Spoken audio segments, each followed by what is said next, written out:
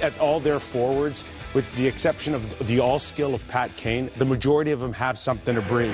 Wheeler, Kessler, Backus, okay, we saw Oshie, we saw Palmieri. We saw all these guys bring a different element of sandpaper, with the exception of Pacioretty. The other guy that's going to be in the lineup, James Van Riemsdyk, another guy like Pacioretty, super talented, but when they're not scoring, can they get noticed? Can they bring that grit and sandpaper that Tortorella is looking for? That is what he wants. We'll see if he gets it out of Pacioretty in exhibition game number 3. I think, too, also, Tortorella has to be willing to play along, too. Give him some time. You know, he kind of yanked him down after the first period of the first exhibition game against Canada. I think ride him for a game. Give him 18 to 20 minutes. Elliot, you can't. Yes, you can. No, you cannot. Yes, you can. Why can't you? You can't. It's still early enough. No, you can do it. No. Yes, you can. You know what? He doesn't get 18 minutes. You're hard-pressed to give anybody 18 minutes. This is not, Elliot, this is about the quality of his shifts, not the quantity. But show me something. You have to ride a guy once. Well, let me ask you guys. You guys. have to give him a real shot. Let's put this into bigger context, guys. First of all, we know he's a terrific goal scorer, 4-time 30-goal scorer in the NHL. However, could there be some residual sort of anxiety from John Tortorella? Because in 2014, Pacioretty at the Olympics, 0 goals. 2 games, it's early, obviously, 0 goals. Is he saying this guy internationally isn't what he should be compared to what he is in the NHL? Fair assessment? I think that's fair. Absolutely. Why not? Absolutely. So does that explain him kind of riding Max? How can it not? How can it not? The bottom line here is if scores aren't scoring, you want to stay in the lineup, you bring something else to the table. And that has been Pacioretty's biggest problem. He goes unnoticed when he's not putting the puck in the net. All right, well, it's a good discussion, and it's a discussion you can get more of over at sportsnet.ca. Just a click away, Luke Fox has a good item all about Team USA and, you know, what they're going to do with Max Pacioretty, what they should be doing. Meanwhile, you know, it's an interesting situation for the U.S. as far as a new wrinkle we're going to see in their lineup. Dustin Byfuglien moving off the point, and we're going to see him on right wing. Yeah, right wing. John Tortorella says he likes Byfuglien's versatility. And in our mind, we always felt Buff was kind of a wild card moving into a couple of different positions, so we'll see. And we're not putting him in front of the net. We're going to have him shoot the puck because he can shoot it pretty hard. So, yeah, hopefully he's a weapon. I can tell you, Dubinsky and Palmieri are out, but look at this line that Byfuglien's going to be in. Abdelkader, Backus, and Byfuglien, 699, so 700 pounds of muscle and some other things, I guess, too, in there. But my goodness, and that's an estimated weight because we have the asterisk at 260 pounds because we don't really know what Dustin Byfuglien weighs. What kind of line is this going to be? The biggest, the heaviest? I think so. With the way that Tortorella has watched this pre-tournament exhibition go on, it makes sense if you want to have that versatility in terms of a physical element. But I got to tell you guys, if I'm Byfuglien, I'm not liking this at all. I'm a defenseman. I've been a defenseman the last few years. I would have thought that his days are over as a forward. And I'll tell you another thing, too. If Winnipeg ever gave him any inkling at all that he would play forward and defense, he would have never re-signed. So he's going to be a good teammate here. Yeah. I'm sure he'll say all the right things, do all the right things. But if I'm Byfuglien, I don't like this move whatsoever. I wonder if this is a one-game message. Like, we've talked a lot about how those Canada-U.S. games were so physical, but what we haven't talked about is how Canada owned the play. Even though the Americans won the one game, that was because Quick stole it.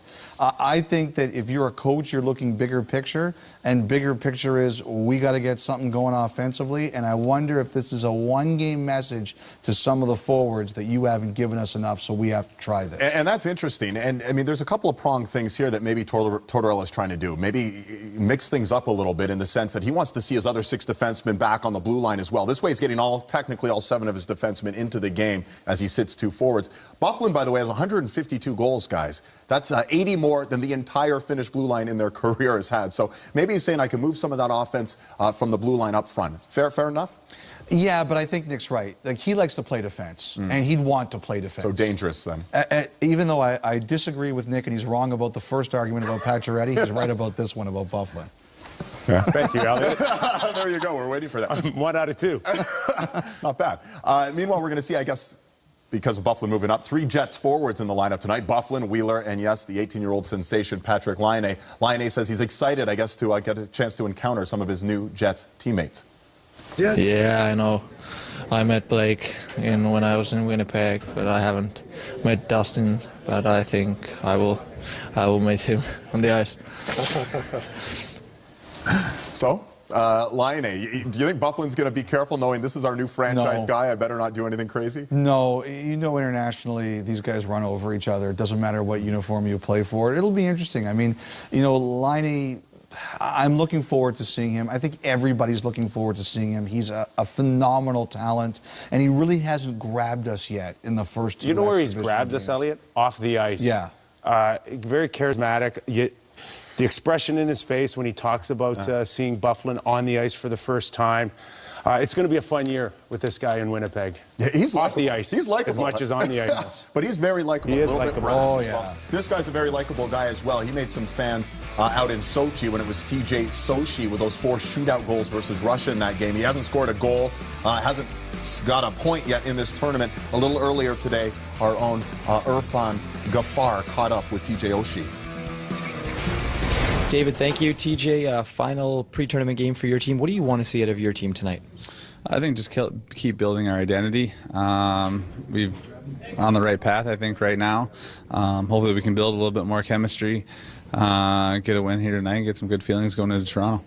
How do you feel your role is on this team as it was to when you were playing for Dan Bylsma? Fairly similar. You know, a checking role. Hopefully we can bring in that second wave of scoring in there and just bring some energy to the team. Finally, you excited to play in your home rink for your home country? Yeah, I'm excited. It'll be good to get in front of the hometown fans and play in the U.S. here. Thanks, TJ. Best of luck tonight. Thank you. Dave? All right, thank you, Irfan. And you look at those, you talk about Oshie on the home ice. You also have Niskanen out there on the home ice as well as John Carlson. And what do you make of TJ Oshie? He's not a huge guy in stature. I mean, Irfan was towering him over there, but he'll play any style of game it is to get those minutes that are coveted that John Tortorella will hand out. Yeah, and we won't hear in the post-game comments from Tortorella that we need more out of Oshie. Why? Because he gets it. He gets it. He knows exactly what his role is. We saw the big hit on Couture. So he talks about this checking role and bringing energy and being noticed when he doesn't have those miraculous hands that are comparable to Pat Kane sometimes, Elliot. That's how good his hands are. But he gets it. He's overmatched by Weber. He knows it, but he's not going anywhere. He continues to get in his face and bring that type of energy. It's pretty clear here. Kessler, Oshie, and Pacioretty. If Pacioretty jumps on board and buys into a little bit of what Oshie has, he's got a chance to be successful. And Nicky's coming off a career-best 26 goals with the Capitals, a little home rink advantage for TJ Oshie. Will it matter, though? This Finland team, they just grind you down. They find a way to get things done, especially their captain, Mikko Koivu's found the score sheet. In fact, he has 3 points in those 2 games in the pre-tournament thus far versus Sweden. 6 shots on goal. Ice time, not an issue for the captain. 20-plus minutes. Earlier today, our Irfan caught up with him as well. David, thanks. Mikko, your third and final pre-tournament game here before the World Cup of Hockey gets going. What are you expecting from your team tonight? Well, I think our goal is to get better each and every game on the preparation side of for the tournament. And like you said, one more game to go, and it'll be a big challenge for us. It'll be a different team than, or a different style of hockey that they played than Sweden did. So I think that's good for us as well. And yeah, we want to have a good solid 60 minutes and make things that we're supposed to do on the ice. And like I said, get better as a team again. Is it difficult for a team, and your team is young, to learn the system that you guys have to so quick before this tournament? I think it's the same for each team. I think our young players.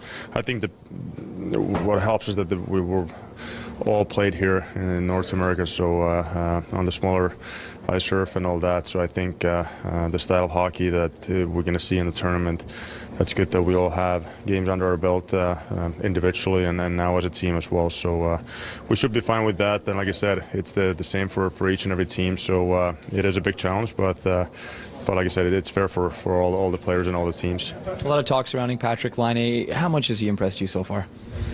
A lot. I mean, I did play with him in the World Championship, so I kind of knew him before coming into this tournament, but I think he's just got a lot stronger during the off season, and you can see his skating has improved and all that. So he's been good for us, and you can see that he's very excited to get going, and it's a big challenge for him as well. So we're excited to have him on our team. Thanks for your time, Mikko. Thank you. David? And you heard the question about Patrick Laine. Laine still looking for his first point in this tournament. He's getting all the ink, the 18-year-old second overall pick by the Jets. However, there's another teenager on this Finland team, Elliot, that you say everyone should really be keeping an eye on as well. Who's that? Yeah, his name is Sebastian Aho. He was the 35th overall pick in 2015. Carolina that year, Ron Francis looked at the first couple of picks and he said, I want a defenseman, I want a forward. And they picked Hayden Fleury early, so they were looking for a forward in the second round. Now, they also had interest in Travis Dermott, and Toronto took Travis Dermott 34th overall. So Aho was their guy, 35th. They said they probably would have taken it anyway, but that made the choice easy for them. Last year, he played the World Juniors in Toronto. He didn't get a point on the North American surface, and there were some teams that got down on him for that. Carolina stuck with him. He had a massive year this year. He played great at the World Juniors. He had a great year in Finland, and a lot of people are talking about him like he would be a 35th overall steal. So I'm very curious to see him tonight. He's going to have a chance to make the Hurricanes. And his challenge as well is, if he's not scoring, is to still find a way to be noticed. Laine has done that. And, of course, Connor McDavid, who would have thought? But we'd all sit there and say he's still the best player on North America, even if he's pointless during these preseason games. Now, scoring might be a bit of an issue for Finland. They don't have the most decorated group of scorers. I'm going to throw out a little impromptu quiz here. I hope you guys are ready. Finland has one 20-goal scorer in its lineup. Do you know who that scorer is? Last year? Yeah. Barkov? It's Barkov. Yeah. Ding, ding, ding, ding. Okay, who do you think Very was second? good. Who do you think was second on the team in goals last year? God, I got Barkov right now. Elliot, are you going to provide anything? No, I bring nothing to the entire show, as we all know. I'm going to help by you now. because I'm nice that way. I know it's not Granlund because he only had 9 last year. All right, well, this is a half-hour show. Leo Komarov. Leo Komarov, the Leafs' hard hitter, second on this team with 19 goals. He does everything because he's got the sandpaper as well, doesn't he, Nick? It doesn't matter whether we're talking about a preseason game in this World Cup, an NHL, Olympics, whatever the case is, this guy plays the same way. And he has to be one of those guys that is in your face. How many languages does he know, Elliot? 6 or 7? 4. So that's enough to chirp most teams in this World Cup. And he is in your face. The only question is, Elliot, is outside of Komarov, where's the wave of the Finns to come at you, because it gets awfully thin after Komarov, opposed to the likes of what we've talked about, Oshie, Kessler, Dubinsky. We know the U.S. can bring it. I don't know who scored how many goals in Finland, but I know how many languages Komarov speaks. There you go. So he's in on the quiz as well. And be your best you with one blade from Phillips. Innovation in you. Phillips. Sportsnet is proud to present the 2016 World Cup of Hockey in association with the National Hockey League and the National Hockey League Players Association. Back on American soil, Team USA ready for their final World Cup of Hockey tune-up. Facing the Finns, it's guaranteed to be an intense battle. This is an exhibition game. It's like Stanley Cup Finals. Incredible. Finland is leaning on its star goalies and veteran forwards to lead the way. Now beside the center, Koivu scores! Mikko Koivu with 2 seconds to go in the period. Against an American team built from the net out, with size, toughness, and scoring depth. Pulled down with Kane across, one-timer scores! Carlson buries it, a beauty! Finland versus USA, one final tune-up on Sportsnet.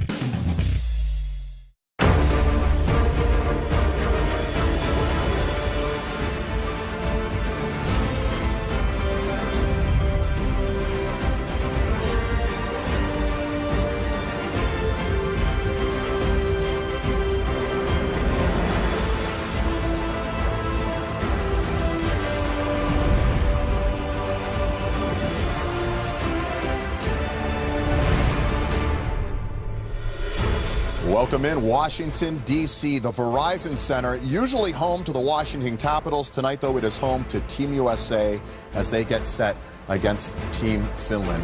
One final tune-up before it all gets going on Saturday with the World Cup of Hockey. Great to have you along. Still lots of question marks surrounding both Finland and Team USA, and some lineup news as well. Let's get right to that. We get out to the Verizon Center with Irfan Ghaffar to set the scene.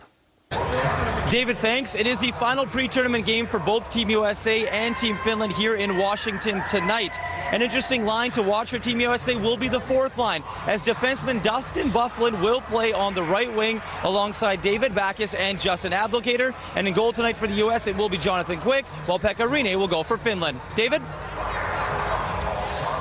Elliot Friedman, Nick Kyprios, David Amber, and yeah, got a lot there from Irfan because there has been some shakeups. John Tortorella shuffling the deck, and he says, I've got a wild card in Dustin Byfuglien. I'm moving him from the point up to the right wing. And when you take a look at these American lines, guys, that's one thing of interest as well. It means that all 7 defensemen are technically out there on the ice because they're sitting Dubinsky and Kyle Palmieri tonight.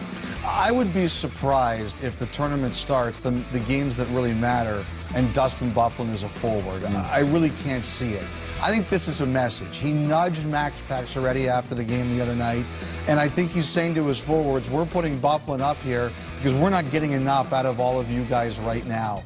You know, Palmieri took a bad penalty against Canada very early in the game. I wonder if this is a not-so-subtle jab or maybe a subtle jab at his players to say, guys, forwards, we need more of you. We can't just rely on Jonathan Quick and intimidation to win this tournament. And note, this will be the first preseason game with all NHL rules, meaning that the overhead camera is back in play, the cameras along the blue line, and for the first time, teams will be allowed for a coach's challenge. So with Byfuglien as forward, what are the odds that we see one for goaltender interference in the first couple of minutes? Although it's funny, John Tortorella says, I'm not going to put him out in front of the net. I'm actually going to put him on the side because I like his big shot. Good luck keeping him away. We will see. Finland taking the ice as well. The U.S., of note, you'll wonder why he's upset with the forwards. The forwards have scored 4 goals in this tournament in the 2 games versus Canada. Only 3 of them with a goalie in the net. So here's how it stacks up for the Finns, guys. Not a ton of offensive power, but you notice Pekka Rinne's in net. A very solid group of 2-way forwards on this team. Who's their general manager? Jari Lehtinen, right? It's all about the 2-way play. That's what he's shaping up. He knows it's going to be a challenge to get some scoring, but hopefully Barkov and Laine can help put the puck in the net, Elliot, but they're going to have to play both sides. Sebastian Aho, watch him. Keep an eye on Aho. Finland 1-1, USA 1-1. It's the final tune-up for both these teams. A pretty good crowd at Verizon Center. We're going to get you out there. First period and the anthems. It's all coming your way. For real on Saturday at the Air Canada Center. Welcome to the Verizon Center in Washington, D.C. Here are your starting net miners going for Team USA. Jonathan Quick, a 2-time Olympian, played 2 periods against Canada last Friday night in a win against Columbus and was very good. Down at the other end, so far, Pekka Rinne has been better than Tuukka Rask, and he gets the starting assignment tonight, and he will have the edge going into the round robin on the weekend. The veteran goaltender from the Nashville Predators. Dan O'Rourke and Chris Lee are your referees this evening. Shane Heyer and Pierre Rasico will work the lines. Team USA coming off a split against Canada on the weekend. Team Finland, the same situation against their rivals from Sweden. They played both of those games in Europe. So this is a somewhat tired group that just arrived in North America on Sunday. John Tortorella's team getting one kind of home game before they play the rest of the tournament in Canada. Mikko Koivu takes the opening face-off against Joe Pavelski, the 2 captains of these squads.